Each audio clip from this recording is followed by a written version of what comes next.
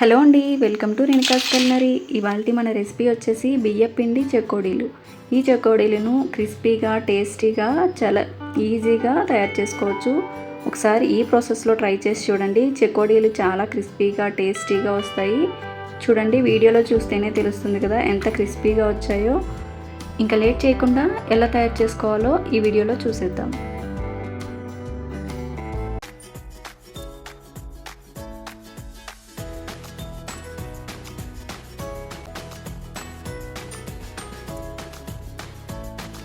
ఈ చెకోడీలు తయారు చేసుకోవడానికి నేను 1 కప్పు వరకు బియ్యపిండిని తీసుకుంటున్నాను. ఇక్కడ నేను పొడి బియ్యపిండిని తీసుకుంటున్నాను. ఇప్పుడు స్టవ్ పై ప్యాన్ పెట్టుకొని అందులో 3/4 కప్పు వరకు వాటర్ వేసుకోవాలి. ఏ కప్పుతో అయితే బియ్యపిండిని తీసుకున్నామో అదే కప్పుతో 3/4 కప్పు వరకు వాటర్ని వేసుకోవాలి. ఇందులోనే 1/2 table spoon salt, 1/2 table spoon కారం, 1/2 టేబుల్ స్పూన్ ధనియాల పౌడర్, 1/2 టేబుల్ స్పూన్ జీలకర్ర, 1/2 టేబుల్ స్పూన్ వాము, 1 టేబుల్ స్పూన్ నువ్వులు, 1/2 టీ స్పూన్ పసుపు, 1 టేబుల్ స్పూన్ నెయ్యి వేసుకొని బాగా కలుపుకోవాలి. ఇలా ఒకసారి కలుపుకున్న తర్వాత సన్నగా తరిగి పెట్టుకున్న కరివేపాకు అలాగే కొత్తిమీరని కూడా వేసుకొని వాటర్ని బాగా బాయిల్ చేసుకోవాలి.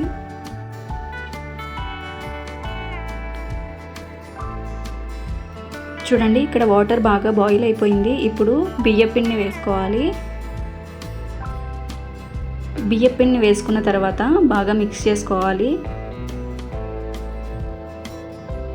చూడండి, ఇలా వీడియోలో చూపిస్తున్నట్టుగా ఇలా మిక్స్ చేసిన తర్వాత ఇప్పుడు ఒక మిక్సింగ్ బౌల్లోకి తీసుకొని బాగా కలుపుకోవాలి.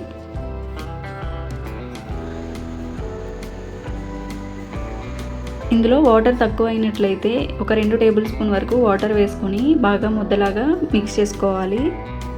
చూడండి, ఇలా వీడియోలో చూపిస్తున్నట్టుగా ఇలా సాఫ్ట్గా వచ్చేంత వరకు బాగా మిక్స్ చేసుకోవాలి. ఇప్పుడు మూత పెట్టుకొని ఒక 15 మినిట్స్ పాటు పక్కన పెట్టుకోవాలి. 15 మినిట్స్ తర్వాత మూత తీసి చిన్న చిన్న పిండిని తీసుకొని చెకోడీలు చేసుకోవాలి. ఇలా కొంచెం పిండిని తీసుకున్న తర్వాత మిగతా పిండి ఆరిపోకుండా మూత పెట్టుకొని పక్కన పెట్టుకోవాలి. ఇప్పుడు ఇలా వీడియోలో చూపిస్తున్నట్టుగా ఇలా రోల్ చేసుకుంటూ చెకోడీల్ని ప్రిపేర్ చేసుకోవాలి. ఇలా రోల్ చేసుకున్న తర్వాత ఇలా రౌండ్గా చుట్టుకొని ఇక్కడ జాయిన్ చేసుకోవాలి. చూడండి, చెకోడీలన్నీ ఇలా తయారు చేసుకోవాలి.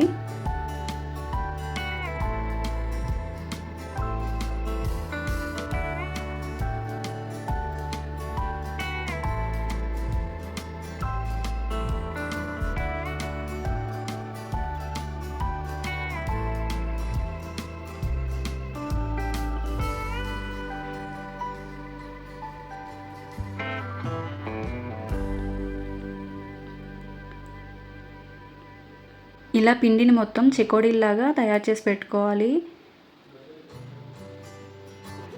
ఇప్పుడు డీప్ ఫ్రైకి సరిపడా ఆయిల్ పెట్టుకోవాలి. ఆయిల్ కొంచెం వేడయిన తర్వాత ఒక్కొక్క చెకోడీని తీసుకొని ఆయిల్లో వేసుకోవాలి.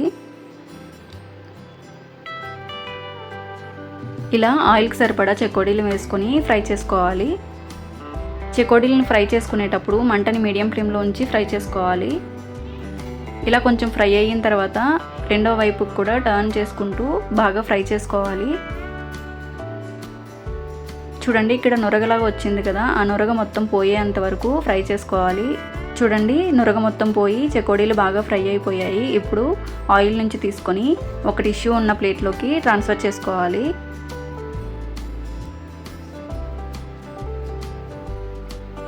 ఇప్పుడు మిగతా చెకోడీలను కూడా ఆయిల్లో వేసుకొని ఫ్రై చేసుకోవాలి.